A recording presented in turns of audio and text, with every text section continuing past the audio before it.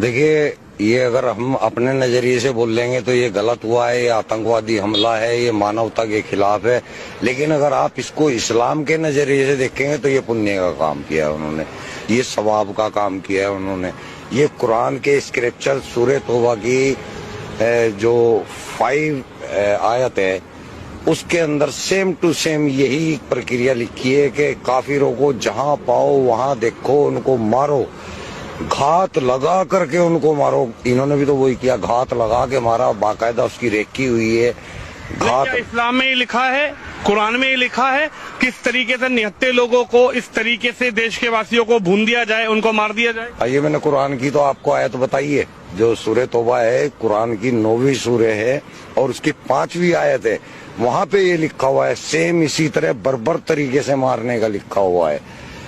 Same ये लिखा हुआ है कि उनको मारो, जब तक मारो जब तक कि वो ला इलाहा इल्लल्लाह कलमा ना पढ़ ले या जजिया देना कबूल ना कर ले, तब तक मारो। यानी कि पूरे हिंदुस्तान के हिंदुओं का यही हसर होना है इस्लाम के अनुसार।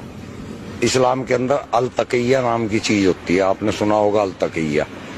अल तकिया वो चीज है जब इस्लाम के अंदर हमें कोई ऐसा काम करना होता है जो कि सामने लोगों को नाजायज दिख रहा है, तो आपको वहां लोगों को तो नाजायज बताना है, लेकिन काम वो सवाब का करना है आपको। इसको बोला जाता है अल तकिया। तो ये अल तकिया करते हैं, जो कहते हैं ना हिंदू मुस्लिम भाईचारा, ये अल तकिया है, ये कुरान के अंदर है, हदीसों के अंदर है।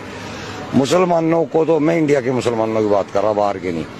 मुसलमान इंडिया का जो है वो अनपढ़ है, उसको कुरान के बारे में कोई नॉलेज नहीं है। इसलिए अगर वो भाईचारे की बात कर रहा है तो वो ठीक कर रहा है, लेकिन वो इस्लाम के अनुसार गलत कर रहा है। इस्लाम के अंदर कोई भाईचारा इस टाइप का नहीं है। इस्लाम के अंदर केवल मुस्लिम मुस्लिम भाईचारा है, हिंदू मुस्लिम भाईचारा कोई नहीं है। आप पढ़ के देखें या किसी आलिम से बात करके देखें। अब मैं भी आलिम ही हूँ, मैं आपको बता रहा हूँ।